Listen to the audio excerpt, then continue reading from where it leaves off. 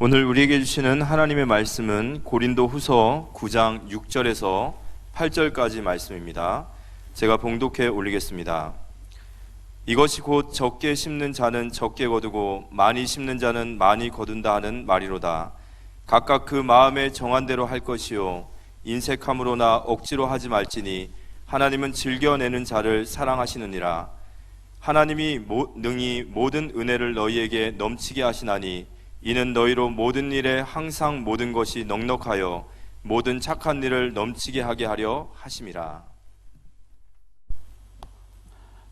적게 심는 자와 많이 심는 자.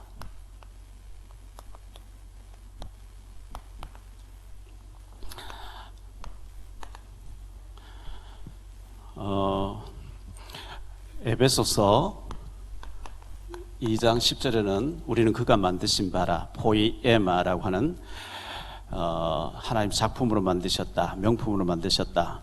그럼 우리가 굉장히 축복받아야 되는데 우리가 어떻게 하면 축복을 받는지 좀 우리가 생각해 봐야 되겠습니다.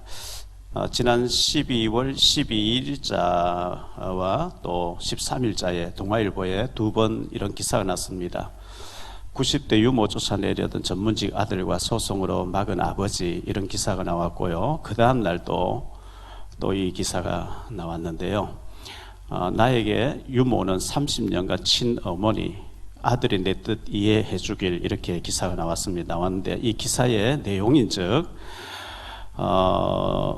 원래 연세가 71세인 아버지 정모 씨가 어릴 때 자신을 길러주던 그리고 자신의 아들들을 길러주시던 95세 된 박모 할머니를 모시기를 원했다, 이런 내용입니다.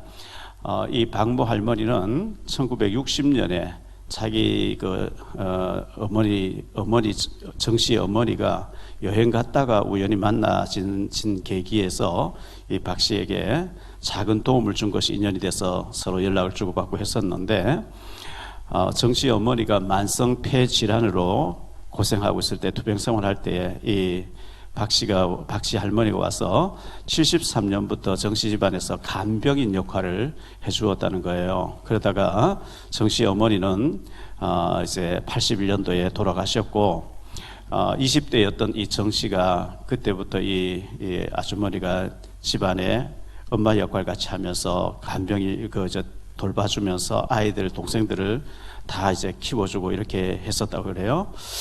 종로구에서 정씨 집에서 함께 살면서 큰딸과 두 아들을 챙겨주고 씻겨주고 이렇게 하던 이 할머니가 정씨 사업이 어려워지자 월급을 제때 못 줘도 실은 내색을 한 번도 하지 않고 30년 가까이 한 집에서 살았는데, 자녀들이 다 출가하고 나니까 이제 박 씨 할머니가 2006년도에 수도권에 있는 작은 아파트를 구해서 독립해서 나가셨는데, 정 씨가 이제 생활이 안정이 되고 나니까 우리 집에서 30여 년 가까이 엄마 역할을 해주던 그 할머니가 어디 사시나 하고 수소문해서 알아보니까 폐지를 주어서 하루하루 연명을 하고 있는, 굉장히, 그리고 또 치매기도 와 있고 굉장히 어려운 중에 살고 있더라는 거죠.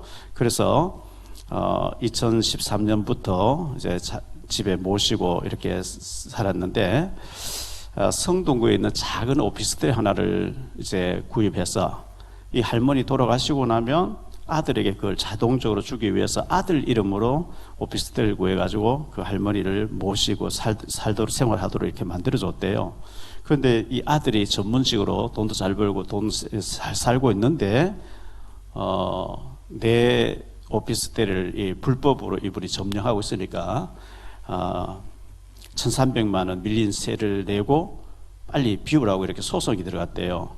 그래서 아버지가 내가 사줬는데, 아들 이름 사줬는데 아들이 자기 돈도 잘 벌면서 이 어머니 같고 할머니 같은 분을 내쫓는 것이 너무 속이 상해서 아버지가 소송이 들어간 거예요. 이거는 내가 아들 이름을 사준 거지 아들이 돈 주고 산 게 아니다. 아들은 자기 돈 주고 샀다, 이렇게 하는데 이게 아들 명의로 대부분 잘 찾기가 어려운데 변호사하고 해서 그 판사가 판결하기를 아들이 네가 샀다고 한 증거 돈 그렇게 없지 않느냐 이래가지고 이건 아버지 것이다 이래가지고 판결을 내렸는데, 그 이제 기사가 뭐라고 얘기했냐니까, 아들이 그 할머니를 내쫓고 자기 사무실 자기가 구입했다 하다가 아버지도 잃고 사무실 들고 다 잃었다. 이제 그런 내용이에요.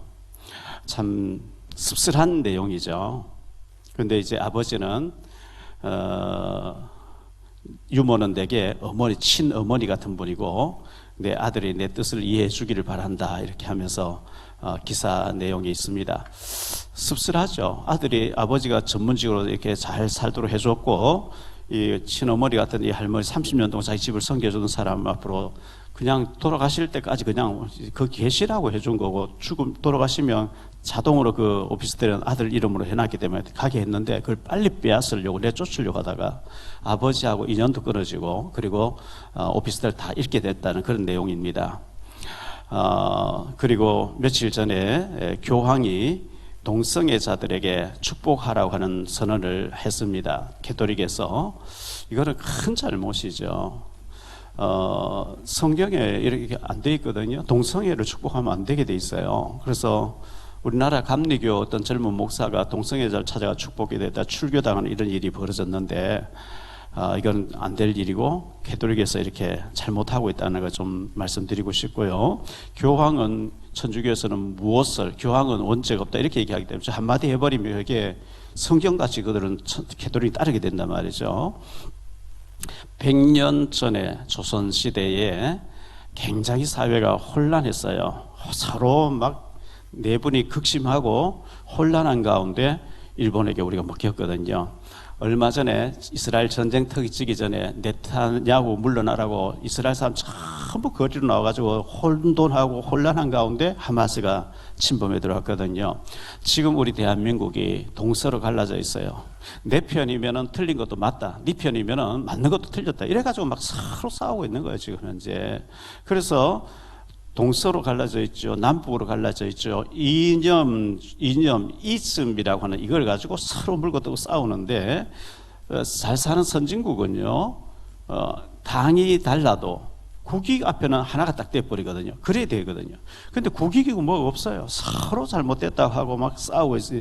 이게 사회에 진짜 지도자가 나와가지고 상대방도 이렇게 하나로 묶을 수 있는 그런 것이 나와야 되는데 마귀는 혼돈, 분할, 다툼, 멸망인데 성령은 하나 되게 하는 거잖아요. 하나 될 수 있는 지도자가 나올 수 있도록 우리가 좀 기도해야 되지 않겠나 생각되어지고요.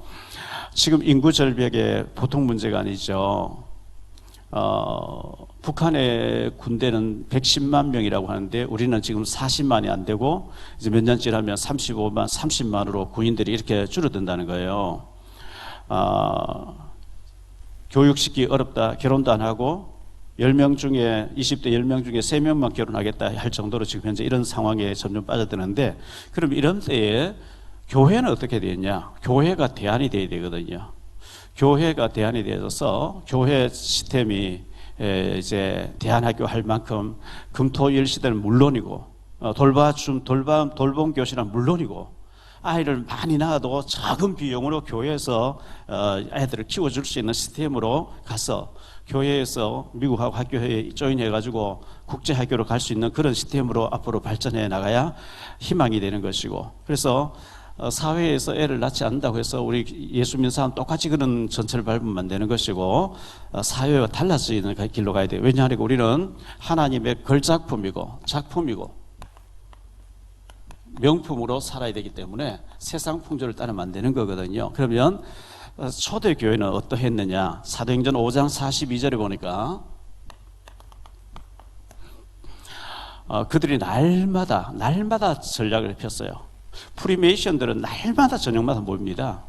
딱 퇴근하면서 다시 6시 딱 모이고 밤 11시까지 그들은 그 포럼하고 이렇게 하거든요.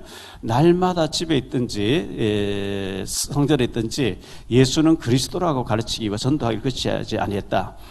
날마다 전략으로 우리가 교회가 가야 이런 문제도 풀 수가 있다 생각되어지고요. 사도행전 2장에 보면 43절로 47절까지 보면 사람마다 두려워하는데 사도들로 말미암아 기사와 표적이 많이 나타나니 믿는 사람 다 함께 있어 모든 물건을 서로 통용하고 또 재산과 소유를 팔아 각 사람의 필요를 따라 나눠주고 날마다 마음을 같이하여 성전에 모이기를 힘쓰고 집에서 떡을 떼며 기쁨과 순전한 마음으로 음식을 먹고 하나님을 찬미하며 또 온 백성에게 칭송을 받으니 주께서 구원받는 사람을 날마다 더하게 하셨다.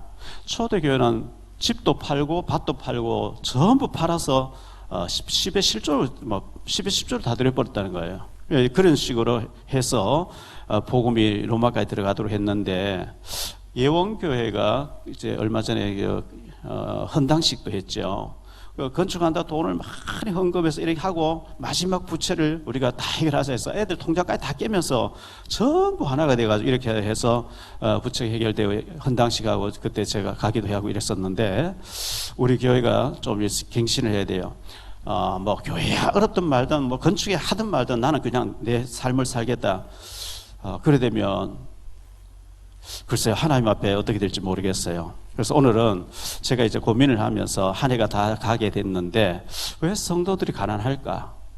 이걸 고민을 하게 됐고 내년에는 반드시 축복받아야 될 게 아니냐? 어떻게 하면 축복받겠냐? 교회마다 부담을 안 주려고 헌금 얘기를 잘 안 하죠. 전도 얘기를 안 하죠. 그냥 편안하게 왔다 편안하게 가도록. 근데 계속 그런 식으로 편안하게만 살다가 주님 앞에 섰을 때 어떻게 되겠어요? 우리 하나님 앞에 생각해야 되는 거거든요. 교회가 건축하는데 건축 헌금할 줄 모르고 이래 지내다가 어떤 사람은 빚보증 잘못 써서 다 날려버리고요. 뭐 보이피싱 당해서 다 날리고요. 사업 투자 잘못해가 다 날리고요. 그런 거 많이 보거든요. 하나님의 일에 관심이 없고 내 머리를 막 이렇게 쓸 때 굉장히 위험한 일이거든요. 정말 우리가 하나님 앞에서 바르게 드리고 또 성령 충만하고 믿음으로 살고 네가 어디로 가든지 무엇을 하든지 내가 축복해버리겠다. 그런 자리에 들어가 있어야 되거든요. 그래서 오늘 새해를 맞이하기 전에 우리가 헌금 얘기를 통해서 경제 축복을 반드시 받아야 되겠다. 이런 측면에서 오늘 말씀을 준비했다는 것을 참고하시면 좋겠습니다. 첫째 제가 할 말씀은 구원받은 자의 축복입니다.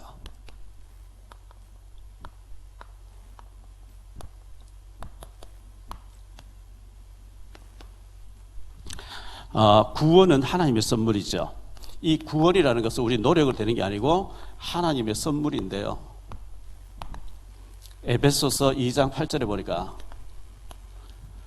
너희는 그 은혜에 의해서 우리가 믿음이 스스로 생기는 게 아니고 은혜에 의해서 믿음이 주어졌고요. 믿음으로 말미암아 구원을 받았으니 이것은 너희에게 난 것이 아니고 하나님의 선물이라. 우리 노력이 아니에요. 믿어지고 하나님 은혜를 주셔서 믿음 고백하고 구원을 받았어요. 이건 하나님 선물이라는 거예요. 로마서 10장 13절에 보니까 누구든지 주의 이름 부른 자는 구원을 받으리라. 요한복음 1장 12절에 영접하는 자, 그 이름을 믿는 자들에게 하나님 자녀가 되는 권세를 주었다 그랬죠. 로마서 8장 14절로 17절에 보니까요. 무릇 하나님의 영으로 인도함 받는 사람은 곧 하나님의 아들이라. 너희는 다시 무서워하는 종의 영을 받지 아니하고 양자의 영을 받았으므로 우리가 아빠 아버지라고 부르짖느니라. 성령의 친히 우리의 영과 더불어 우리가 하나님의 자녀인 것을 증언하시나니 자녀이면 또한 상속자 곧 하나님의 상속자요 그리스도와 함께한 상속자니 우리가 그와 함께 영광을 받기 위하여 고난도 함께 받아야 할 것이라. 우리가 하나님 자녀가 되었고 상속자가 됐다는 거예요. 축복을 받을 수밖에 없는 상속자예요. 요한복음 10장 10절에 보니까 도둑이 오는 것은 도둑질하고 죽이고 멸망시키는 것뿐이요 내가 온 것은 예수님이 온 것은 양으로 생명을 얻게 하고 더 풍성하게 얻게 하려는 것이라. 풍성하게 얻고 누리고 그러면서 성교하도록 이렇게 하는 게 하나님 뜻이거든요. 로마서 8장 32절에 자기 아들을 아끼지 아니하시고 우리 모든 사람 위해서 내주시니가 어찌 그 아들과 함께 모든 것을 우리에게 주시지 아니하겠느냐. 하나님 인색하실 분이 아니에요. 잠언 8장 21절 이는 나를 사랑하는 자가 재물을 얻어서 그 곳간에 채우게 하려 합니다. 하나님은 우리에게 재물을 주어서 곳간에 채워놓고 누리며 살기를 원하신다, 이렇게 말씀하고 있거든요. 그래서 이 하나님 앞에서 우리가 충성을 해야 됩니다. 충성해야 하나님 축복하시는 거거든요. 하나님께 충성하라.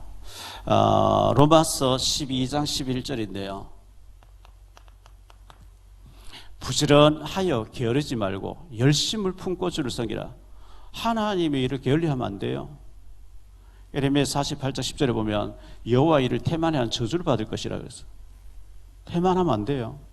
직분 받고 구역장 맡아서 구역을 돌봐야죠. 교사 있으면 교사 잘해야지요. 부지런하여 게으르지 말고 열심 품고 주를 섬기라.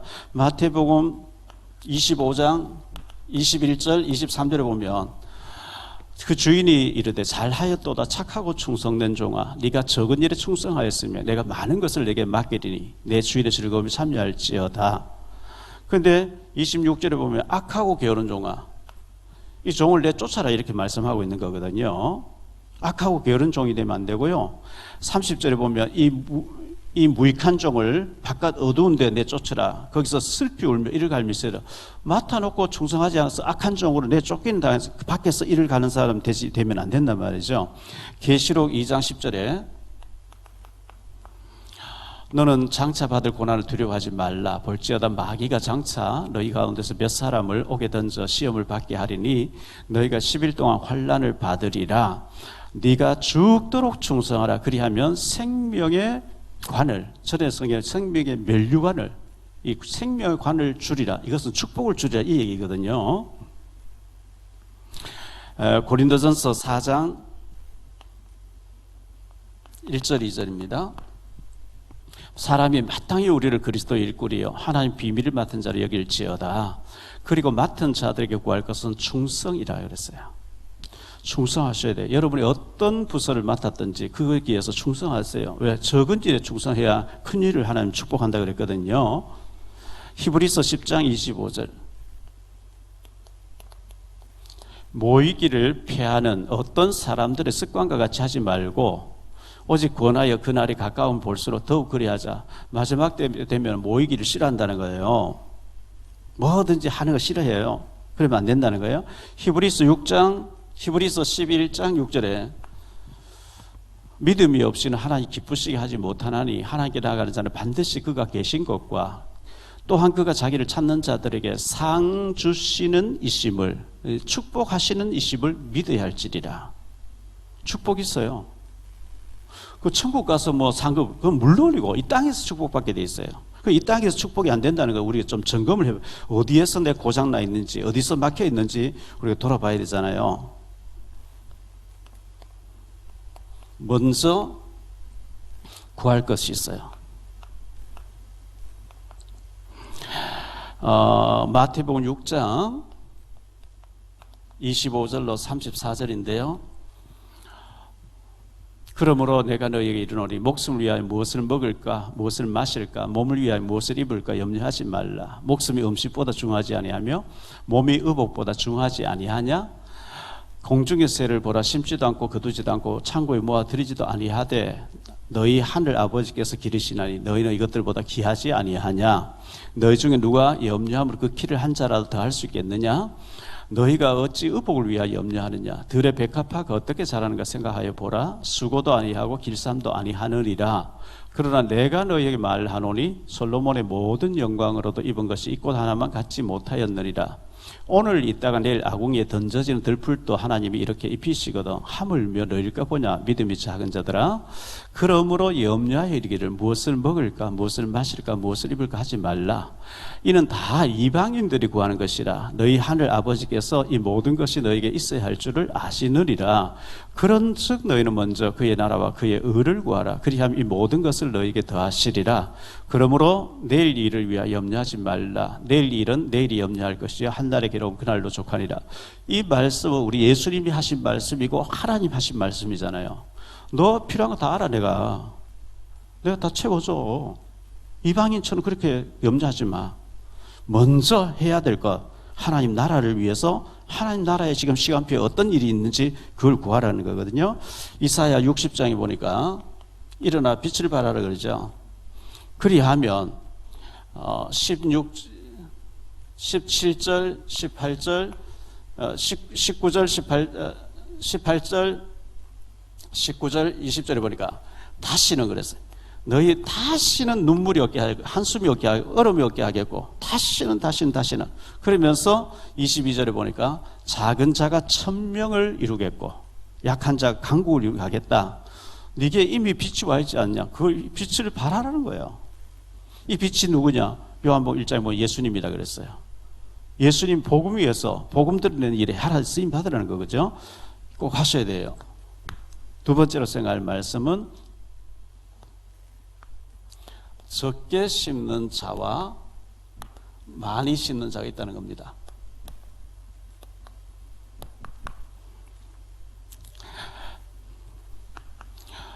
갈라디아 첫 번째로 심은 대로 거두게 하시는 하나님.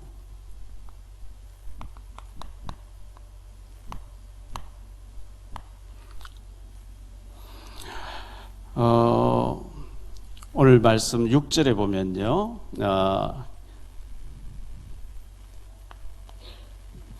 이것이 곧 적게 심는 자는 적게 거두고 많이 심는 자는 많이 거둔다 하는 말이로다. 뭐 당연하지. 이거는 과학이고 이거는 과학이에요. 진리예요.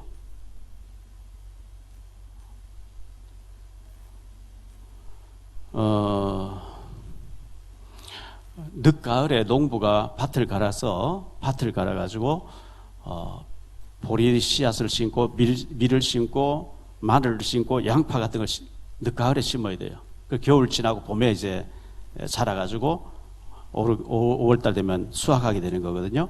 근데 심어야 될 때 심지 않고 거둘 준비하고 있다. 그거는 사기꾼이죠. 그건 안 되는 거예요. 이건 많이 심는 자 많이 거둔 진리예요. 이거 과학이에요. 당연한 거 아니겠어요? 자, 배가 고프는데 밥 안 먹고 배부르게 해달라. 그건 안 돼요. 지금 막 갈증이 나서 목이 말라 죽겠는데 물 안 마시고 저절로 해소되게 해달라. 갈증 없게 안 되게 돼 있어요. 피곤해 죽겠는데 잠 안 자고 필요 없어 해달라. 그건 안 되게 된 거예요. 그렇지 않겠어요? 밥 안 먹고 배부르게 해달라. 그건 안 되게 되는 거예요. 심지 않고 많이 거두게 그건 안 되게 되는 거예요. 그건 만용이고 사기예요, 사기. 심어놓고 가꾸어서 많이 수확하고 그거는 당연한 거죠. 많이 심어놓고 많이 일해서 많이 거두면 당연한 거예요. 자, 씨앗은 최상의 것을 준비하는 거예요. 감자, 씨감자는요, 제일 좋은 걸 준비하는 거예요. 씨로 남기는 마늘, 제일 좋은 거. 뭐든지 씨앗은 제일 좋은 걸 남겨놨다가 배고파서 그거 먹어보면 안 되는 거예요. 그럼 심을 게 없어요. 그거는 절대 손대면 안 되는 거예요. 심어놓고 부지런히 가꾸고 길쌈해주고 벌레도 잡아주고 가물면 물도 퍼주고 이래가지고 수확을 하게 되는 거거든요. 갈라디아 6장에 보니까요. 6장 7절로 8절인데요. 스스로 속이지 말라. 하나님은 업신여김을 받지 아니하시나니 사람의 무엇으로 심든지 그대로 거두리라. 자기 육체를 위해 심는 자는 육체로부터 썩어질 것을 거두고 성령을 위해 심는 자는 성령으로부터 영생을 거두리라. 육체를 위해서 사는 사람은요, 육체로부터 썩는 일들을 거두게 돼요. 하나님을 위해서 심는 자는 성령으로부터 썩지 않을 할 것을 거둔다. 이렇게 말씀하고 있는 거거든요. 자, 성령은 또 어떻게 말하고 있어요? 울며 씨를 뿌리는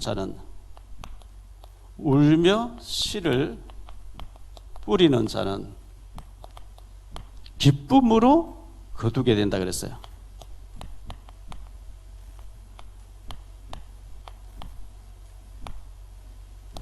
시편 126편 5절 6절이죠.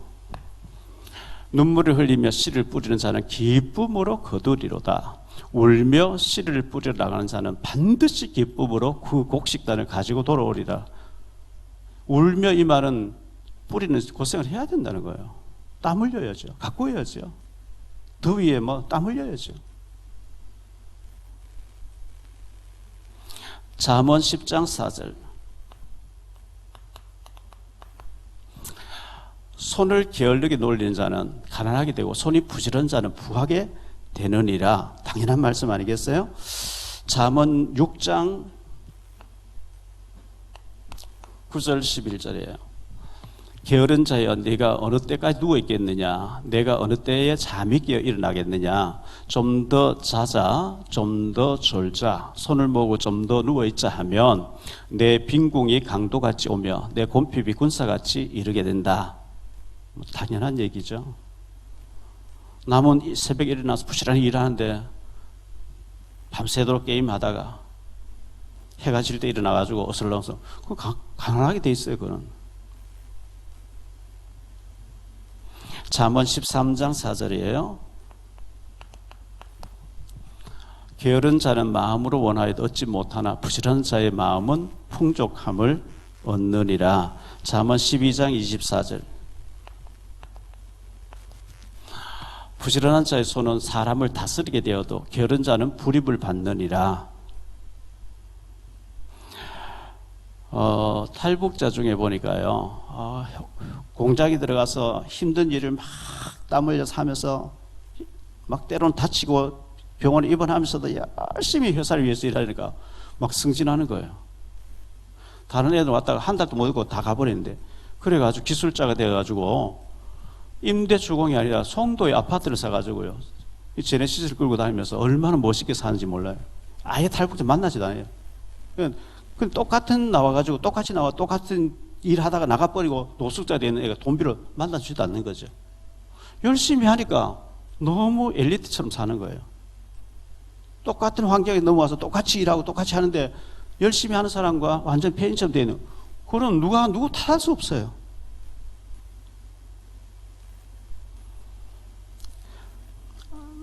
장작 크로스는 이렇게 얘기했습니다. 인내는 쓰다, 그러나 그 열매는 달다. 장작 크로스가 얘기한 얘기고요. 토마스 에디슨은 이렇게 얘기했습니다. 천재는 1%의 영감과 99%의 노력으로 이루어진다. 에디슨이 한 얘기입니다. 벤자민 프랭클린은 이렇게 얘기했습니다.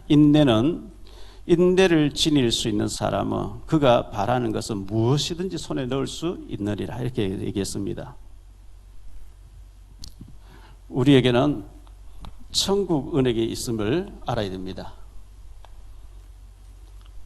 이 천국 은혜에 저축을 해야 되는 거죠. 마태복음 6장 19절로 21절에 이렇게 말씀합니다. 예수님의 말씀에 너희를 위하여 보물을 땅에 쌓아두지 말라. 거기는 종과 동록이 해하며 도둑이 구멍을 뚫고 도둑질하느니라. 오직 너희를 위하여 보물을 하늘에 쌓아두라. 거기는 조미나 동록이 해하지 못하며 도둑이 구멍을 뚫지도 못하고 도둑질도 못하느니라. 내 보물 있는 그곳에는 내 마음도 있느니라.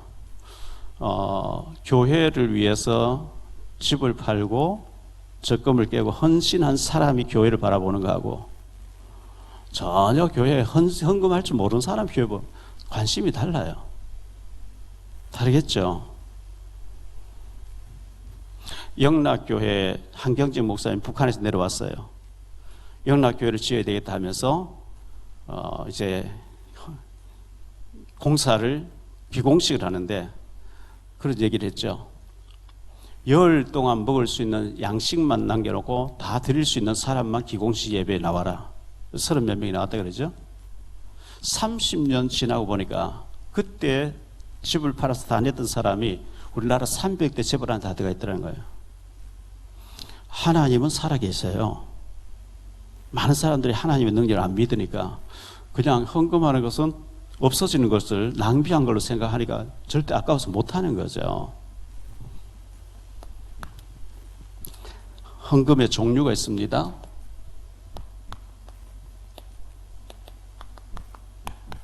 그 중에 대표적인 헌금이 11조죠. 중직자가 돼가 11조 안 될 사람이 많이 있어요. 그건 큰일이죠. 11조 헌금은 해도 되고 안 해도 되는 게 아니고요. 이건 안 하면 하나님께 도적해 갔다 이렇게 얘기하거든요. 하나님께서 물질을 주시면 10의 9조를 내라 하면 어떻게 할 뻔했어요.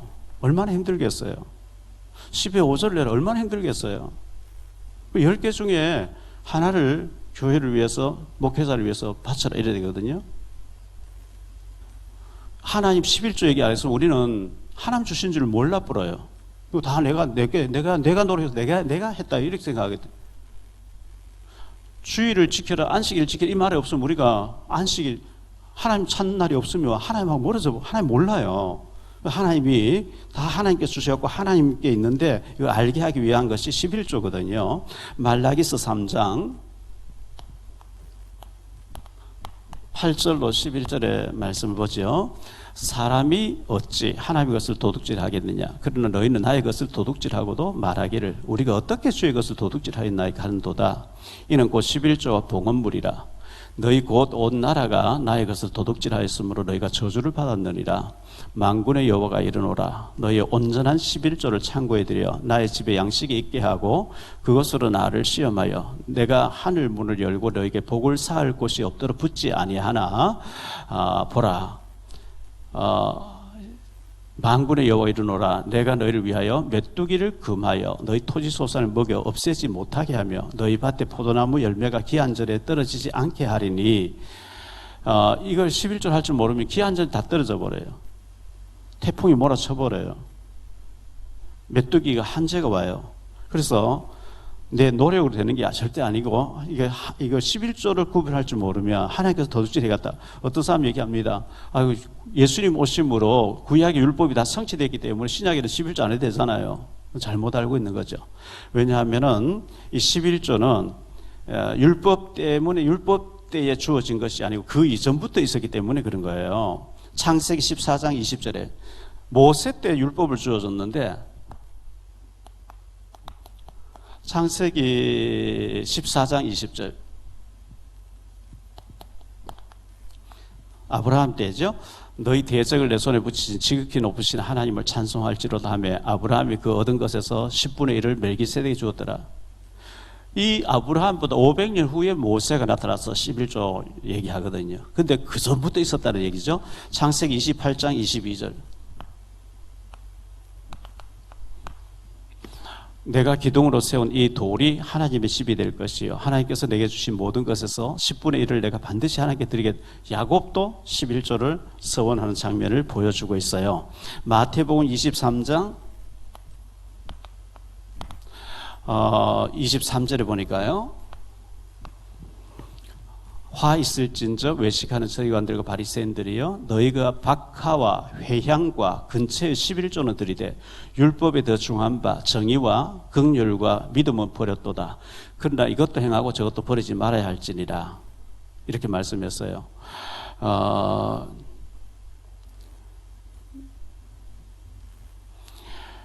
온전한 11조를 드리고 나를 시험해봐라. 복을 주는지 안 주는지 시험해봐라. 정말 우리가 온전한 11조가 되는지 좀 점검해 보기를 바라고요.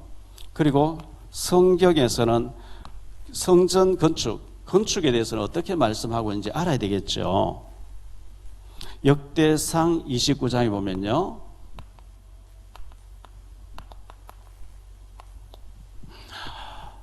다윗 왕이 온 회중에 이르되 내 아들 솔로몬이 유일하게 하나님께서 택하신 바 되었으나 아직 어리고 미숙하며 이 공사는 크도다. 이 성전은 사람을 위한 것이 아니요 여호와 하나님을 위한 것이라.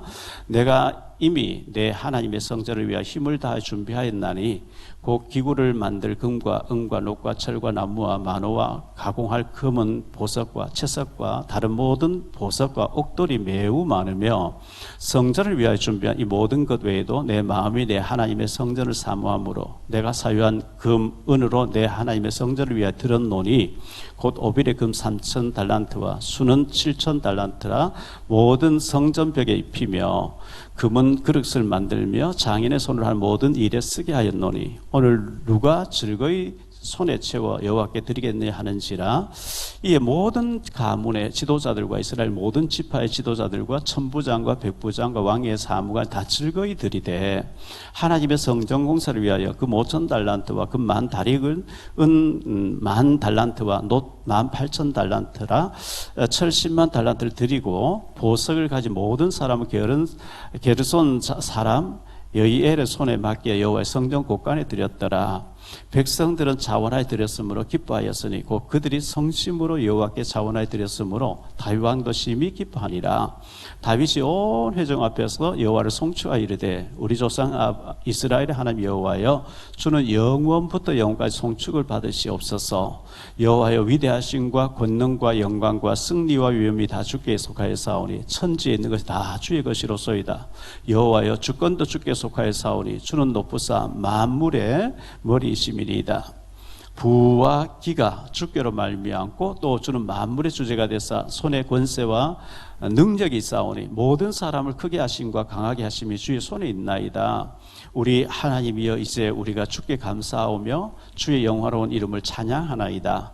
나와 내 백성이 무엇이기에 이처럼 즐거운 마음으로 드릴 힘이 있었나이까. 모든 것이 주께로 말미암사오니 우리가 주의 손에서 받은 것으로 주께 드렸을 뿐이니이다. 우리는 우리 조상들과 같이 주님 앞에서 이방 나그네와 거루민이라. 세상에 있는 날이 그림자 같아서 희망이 없나이다.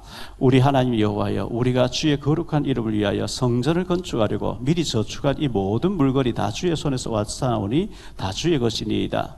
나의 하나님이여 주께서 마음을 감찰하시고 정직을 기뻐하시는 줄을 내가 아나이다.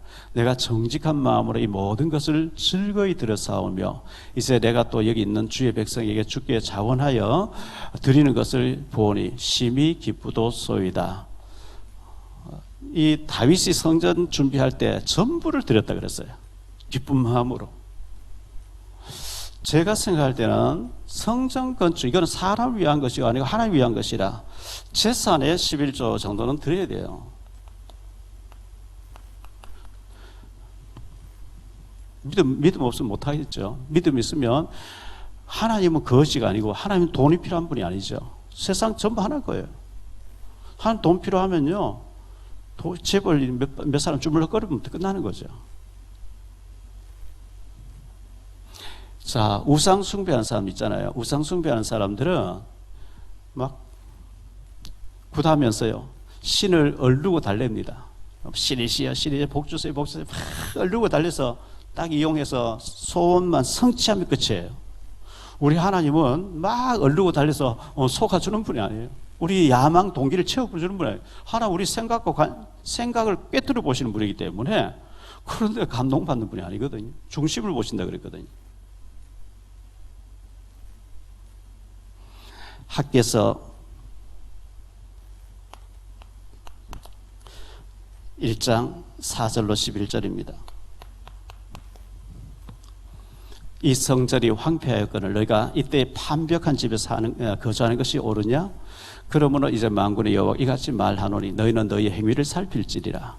너희가 많이 뿌릴지라도 수확이 적으며 먹을지라도 배부르지 못하며 마실지라도 흡족하지 못하며 입어도 따뜻하지 못하며 일꾼이 삭슬을 받아 그것을 구멍 뚫어진 전대에 넣음이 되느니라.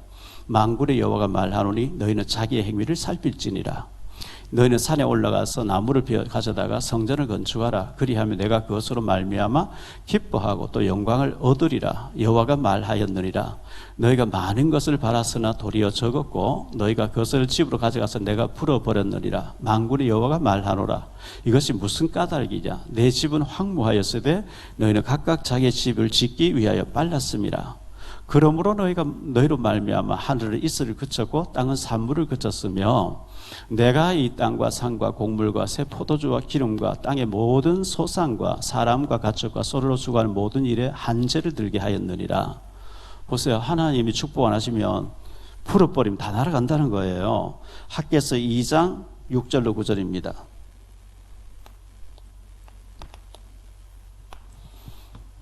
만군의 여호와가 이같이 말하노라. 조금 있으면 내가 하늘과 땅과 바다와 육지를 진동시킬 것이요 또한 모든 나라를 진동시킬 것이며 모든 나라의 보배가 이르리니 내가 이 성전의 영광이 충만하게 하리라. 만군의 여호와의 말이니라. 은도 내 것이요 금도 내 것이니라. 만군의 여호와의 말이니라. 이 성전의 나중 영광이 이전 영광보다 크리라. 만군의 여호와의 말이니라. 내가 이곳에 평강을 주리라. 만군의 여호와의 말이니라. 이렇게 말씀하고 있어요. 사실 은도 금도 건강도 모든 하나님 거예요. 하나님 병들 가면 우리는 오늘이라도 가야 돼요. 뭐 하나님 그만하면 가야지 뭐 내 버틸 힘이 있나요? 아니, 하나님 내가 지금 사업 많이 펼쳐 못 가요. 할 수 없어요.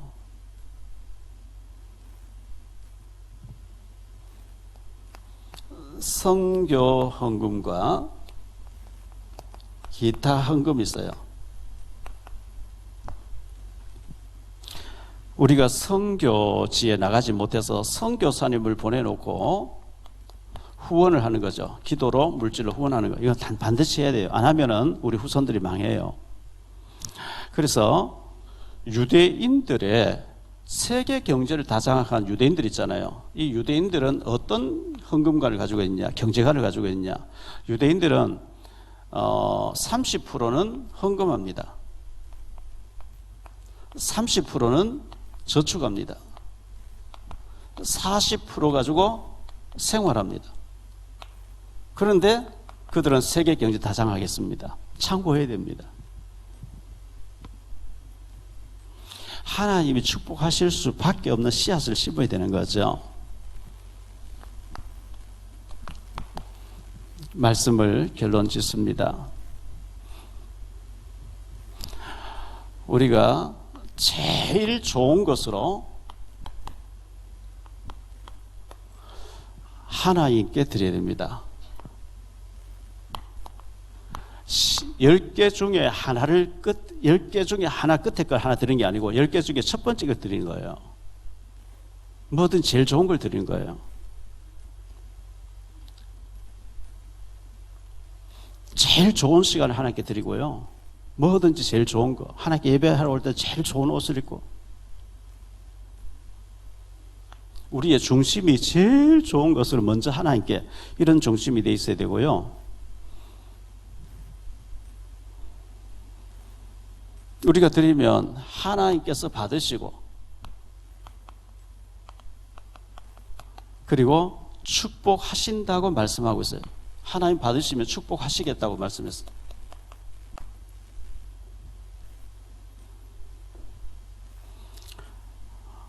잠언 10장 22절.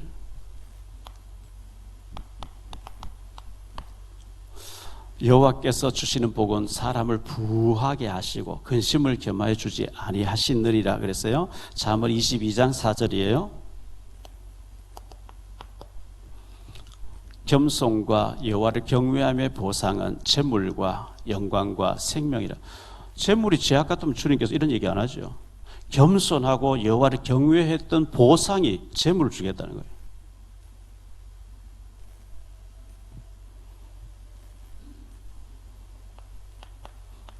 믿음으로 드리고 축복받게 되기를 바랍니다.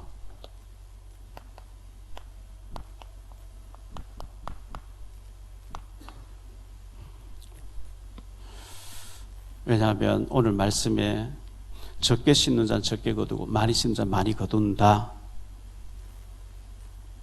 인색합으로나 막 사람 눈치 봐서 억지로 하지 마라. 하나님 그런 거 안 받는다. 이렇게 말씀하고 있어요.